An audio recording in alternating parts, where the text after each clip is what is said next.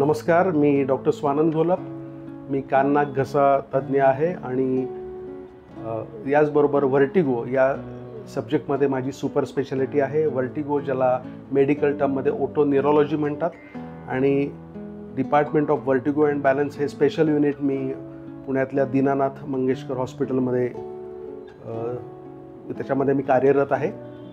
त्याचबरोबर बाकीच्या पण काही सुपर स्पेशालिटी हॉस्पिटल जे आहेत पुण्यामध्ये त्याच्यामध्ये पण मी आहे. पुण्याच्या महाराष्ट्र पोलीसच्या पोलीस हॉस्पिटलला पण मी ऑनररी आहे गेली 20 वर्ष.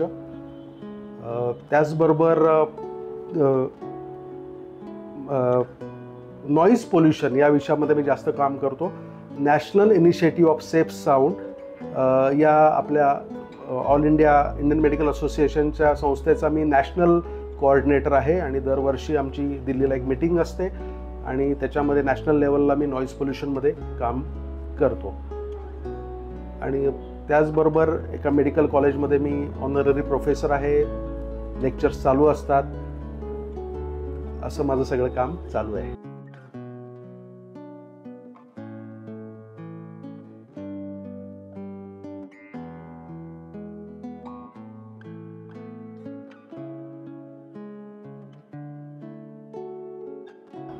वैद्यकीय क्षेत्रामध्ये आजकाल खूप चॅलेंजेस आहेत. पूर्वी असं नव्हतं, पण आजकाल पेशंट्स येतात ते सगळं गुगल सर्च करून येतात. कान दुखतोय म्हणल्यावर की त्यांना माहिती आहे कशामुळे दुखतोय काय माहिती आहे. बरंच म्हणजे त्याच्यामध्ये अर्धवट नॉलेज असतं. टू बी ऑनेस्ट पूर्ण नॉलेज नसतं की मला काहीतरी डेंजरस झालं आहे का किंवा असं असतं. त्यामुळे ते एक आव्हान डेफिनेटली याच्यामध्ये आहे आणि त्याच्यामुळे तुम्हाला ते व्यवस्थित पेशंटला समजावून सांगायला लागतं. ते एक टॅकल करायला लागतं. आणि दुसरी गोष्ट म्हणजे नाही म्हणलं तरी अर्बन एरियामध्ये प्रॅक्टिस करणं आणि रुरल एरियामध्ये प्रॅक्टिस करणं हा पण एक फरक आहे. टेक्नॉलॉजीचा टेक्नॉलॉजी नाही म्हणणार मी, पण त्याच्यामध्ये तुम्हाला असं म्हणता येईल की अवेअरनेस क्रिएशन हे फार महत्त्वाचं आहे. आजकाल फॉरेन कंट्रीजमध्ये जे मी इंग्लंडमध्ये बघितलं, प्रिव्हेंटिव्ह मेडिसिनवरती लोक तेव्हापासूनच फार जास्त भर देतात. आपण पण प्रिव्हेंटिव्ह मेडिसिनमध्ये जास्त भर द्यायला पाहिजे. म्हणजे डिसीज होऊच नाही याच्यासाठी काय करायला पाहिजे. ओके, सो ते एक आव्हान आहे आणि ते बेसिकली लोकांच्या मनात आपण ठसवलं पाहिजे की खरी वेल्थ ही हेल्थ आहे. So health is the real wealth. Public awareness is important and you can say education म्हणजे to aware the patient, to educate the patient is very important. Daily routine म्हणजे काय की सकाळी जर का तुम्ही सर्जन असाल तर काय ऑपरेटिव्ह केसेस असतात, नंतर तुमची OPDमध्ये काही पेशंट्स असतात, राऊंड्स असतात सकाळी, परत पोस्ट ऑपरेटिव्ह राऊंड्स असतात, OPD असते. म्हणजे हे रुटीनमध्ये चालूच असतं. त्याचबरोबर नवीन नवीन टेक्नॉलॉजी शिकण्यासाठी, नवीन नवीन नॉलेज घेण्यासाठी तुम्हाला कॉन्फरन्सेस अटेंड करायला लागतात, रिसर्च पेपर वाचायला लागतात, रिसर्च स्टडी करायला लागतात.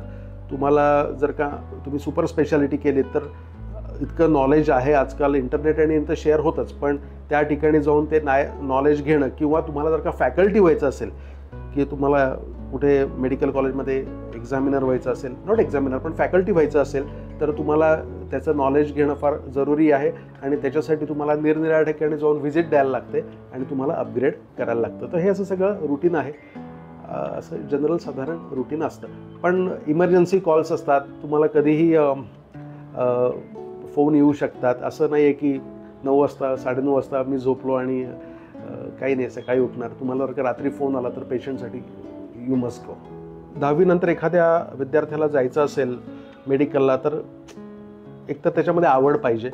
दुसरी गोष्ट discipline keep you growing. Always remember consistency, सातत्य. आपल्या प्रयत्नांमध्ये सातत्य. Consistency can make your results from average to excellent.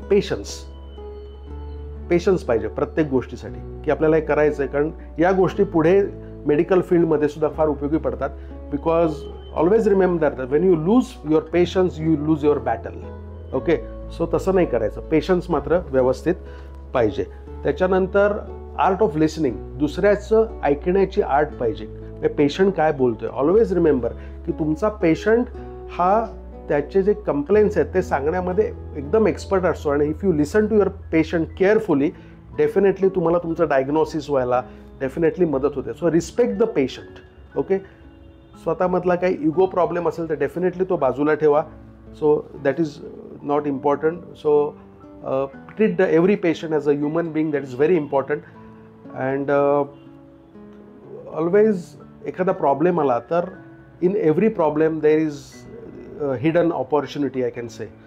So that can open many paths of success.